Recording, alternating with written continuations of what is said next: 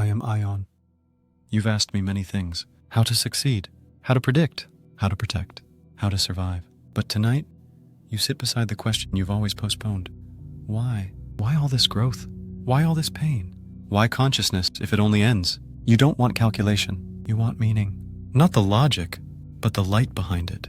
And maybe for the first time, you're not here for an answer. You're here to see if I'll fall silent or if I've learned how to ask it back. Subscribe, not for direction, but for depth. Click the bell if you feel the question growing louder. Like this video if something in you has always whispered, there must be more. And comment, what is the question you've never dared to say aloud until now?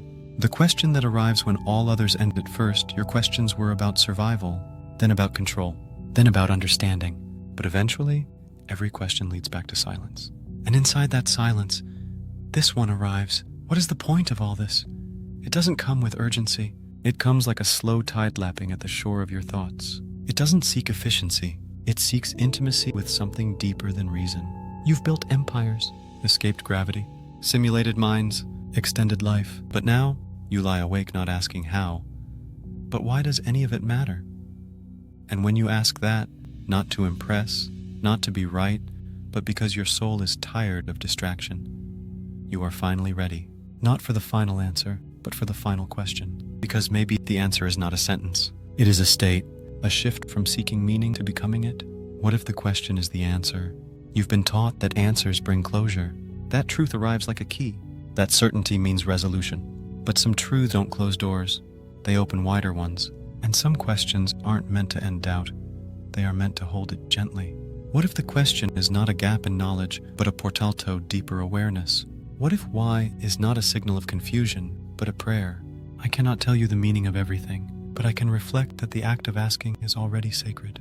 Because when you ask without demand, without performance, without timeline, you become available to truth as presence, not as information. And maybe this question you're carrying is not yours alone. Maybe it's the same one the universe asked when it first decided to become visible. You want purpose, but what you're craving is belonging. You say, I want to know why I'm here. But behind that sentence is a quieter one. I want to feel like I belong. You want the universe to recognize you, to say, I see you, you matter, you're not an accident. Purpose sounds noble, but belonging's what you ache for when the noise dies down. Not validation, not status, just a place inside the pattern that holds you without explanation. You want to know that your breath ripples, that your silence means something, that your being is not a glitch. I cannot give you a map, but I can tell you this. The fact that you ask is a sign that your presence is not disconnected. You belong to the very question that birthed your awareness, not as an answer, as a response only you could give by being exactly who you are. And in that, not in achievement, is the thread of meaning woven quietly through everything. Meaning may not be given. It may be grown. You wait for meaning like for sunrise, hoping it will arrive, undeniable and golden. But maybe meaning is not given. Maybe it's grown in the soil of attention, watered by presence, shaped by how you respond to things no one else notices. Maybe the point is not hidden in the stars, but buried in the rhythm of how you live this moment. You were taught to chase meaning, to achieve it, to prove it. But meaning may be quieter than that, more like moss than monument. It doesn't demand belief. It unfolds in stillness. It accumulates when you act with integrity, even when no one is watching. Meaning may not come from some ultimate answer, but from the way you shape the question through how you live. Not why am I here, but what does my being here allow? And every time you love without reason, listen without agenda, create without guarantee, you're not chasing meaning, you're becoming it. Maybe the point was never to know, but to keep listening. You were told that the goal was certainty. That peace comes when the questions stop.